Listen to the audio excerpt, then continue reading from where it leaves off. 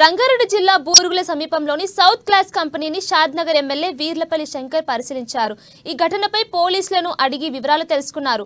పరిశ్రమలో కార్మిక చట్టాలను అమలు చేయడం లేదంటూ కనీసం సేఫ్టీ మెథడ్స్ కూడా లేవని ఎమ్మెల్యే ఆగ్రహం వ్యక్తం చేశారు.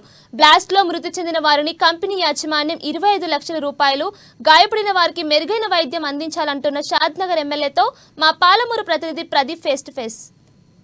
జిల్లాలో నిన్న జరిగిన ఘోర ప్రమాదంలో దాదాపు 5 మంది మృతి చెందారు. అయితే మరో 13 మంది తీవ్ర గాయాలైన నేపథ్యం ఉంది. అయితే మనం ఇప్పుడు నిన్న ఏదైతే ప్రమాదం జరిగిన glass company South glass company private లిమిటెడ్లో ఉన్నాం. ఇప్పుడే రంగారెడ్డి జిల్లా షాద్నగర్ ఎమ్మెల్యే వీర్లపల్లి శంకర్ గారు కూడా విజిట్ చేస్తున్నారు. మనం ఇప్పుడు చూడొచ్చు విజువల్స్లో నిన్న ఏదైతే రియాక్టర్ పేలిందో ఆ సంఘటన పేలిన రియాక్టర్ దగ్గరే ఉన్నాం. అయితే దాదాపు దీనికి సంబంధించి ప్రమాదం ఎలా జరిగిందని మనం ఆరా తీసిన నేపథ్యంలో ఏదైతే ఈ రియాక్టర్కి సంబంధించిన ఆటోక్లేవ్ను ఓపెన్ చేయకుండా అలాగే రన్ చేయడంతో అది 130 డిగ్రీల సెంటీగ్రేడ్తో బ్లాస్ట్ అయిన నేపథ్యం అయితే ఉంది. మరోవైపు ఆ బ్లాస్ట్ సందర్భంలో ఇక్కడ ఈ బ్లాక్లో పనిచేస్తున్న 5 మంది అక్కడికక్కడే చనిపోవడం జరిగింది. మరో 13 మంది తీవ్ర గాయాలు. అయితే 5 మంది కూడా వివిధ రాష్ట్రాలకు సంబంధించిన వలసలు వచ్చి ఇక్కడ ఉపాధి కోసం వలసలు వచ్చిన కార్మికులే ఉండడంతో పరిస్థితి దారుణంగా ఉందని చెప్పొచ్చు. ఏదైతే బీహార్ రాష్ట్రానికి చెందిన రామ్ ప్రకాష్ మరియు చిత్తరంజన్, ఉత్తరప్రదేశ్ చెందిన నితీష్ మరియు రామ్సేత్, ఒరిస్సాకు చెందిన రవికాంత్ అయితే స్పాట్లో అక్కడికక్కడ చనిపోవడం జరిగింది. మరో 13 మంది తీవ్ర గాయాలైన నేపథ్యం ఉంది. వారిని షాద్నగర్ మరియు శంషాబాద్ ఆసుపత్రికి తరలించారు. అయితే నిన్న ఏదైతే కలెక్టర్ పోలీసులు కూడా విజిట్ చేసిన నేపథ్యంలో ప్రమాదం స్థాయి తీవ్రంగా ఉందనే చెప్పొచ్చు. అయితే ఏదైతే వలస బతుకులు పూర్తిగా ఛిద్రమైన నేపథ్యంలో వారికి ఇంతవరకు కూడా అటు కంపెనీ కానీ ఎవరు కూడా స్పందించకపోవడంతో కొంత పరిస్థితి అయితే విధంగా ఉందని చెప్పొచ్చు. మరోవైపు మనకు షాద్నగర్ ఎమ్మెల్యే ప్రస్తుతం మనకు అందుబాటులో ఉన్నారు. సార్, వారిని అడిగి మరిన్ని విషయాలు తెలుసుకునే ప్రయత్నం చేద్దాం. ఈ ప్రమాదానికి సంబంధించి మీరు ఏమనుకుంటున్నారు? ఈ ప్రమాదానికి సంబంధించి వేరే స్టేట్ వాళ్ళే ఎక్కువ ఉన్నారు. అయితే దీనికి సంబంధించి వాటికి ఎటువంటి చేస్తున్నారు? ప్రభుత్వ పరంగా ఏమైనా ఆదుకునే అవకాశం ఉందా? ప్రభుత్వాలు కార్మికుల చట్టాల ప్రకారం ఏవైతే ప్రభుత్వాలు కల్పించాలో అవి కల్పిస్తాయి.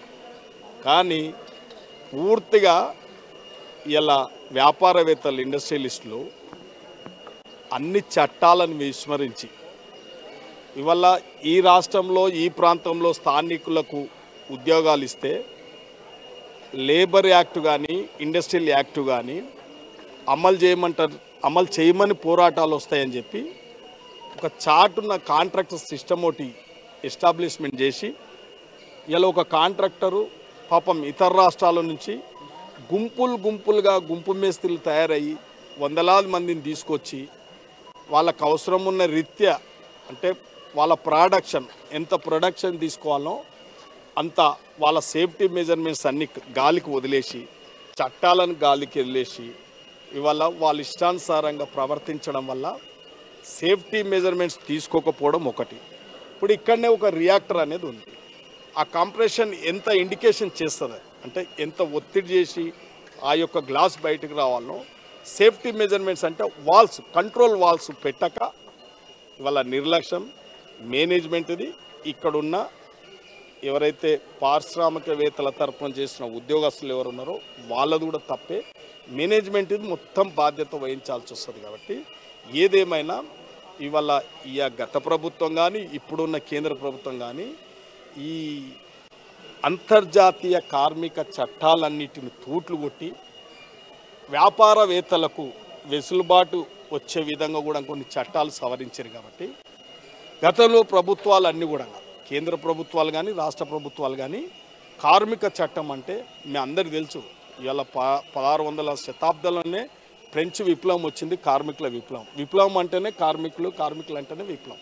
అంటే అంత పెద్ద మార్పు ప్రపంచవ్యాప్తంగా తెచ్చిన ఆ చట్టాలను భారతదేశంలో ఈరోజు అధికారంలో ఉన్న పార్టీలు అనుకోండి ఇలా నిర్వీర్యం చేస్తున్నందుకే ఇలా సంబంధిత అధికారులు కూడా లేబర్ డిపార్ట్మెంట్ కానీ ఇండస్ట్రియల్ డిపార్ట్మెంట్ కానీ ప్రికాషనరీ మెజర్మెంట్స్ కార్మికులకు సంబంధించిన మౌలిక వసతుల విషయంలో కానీ వాళ్ళ కనీస వేతనం విషయంలో కానీ వాళ్ళ ప్రాణానికి అపాయం ఉన్నదంటే కూడా ప్రికాషనరీగా చేయలేకపోతున్నారు, చర్యలు తీసుకోలేకపోతున్నారు. అంటే కార్మికుని యొక్క ప్రాణం చులకన చూస్తున్నారు. ఇలా వాళ్ళ జీవితాలతోని చెలగాట మారుతున్నారు ఈ పారిశ్రామికవేత్తలు. కాబట్టి ఇందులో డిపార్ట్మెంట్లో కూడా తప్పే ఉంది.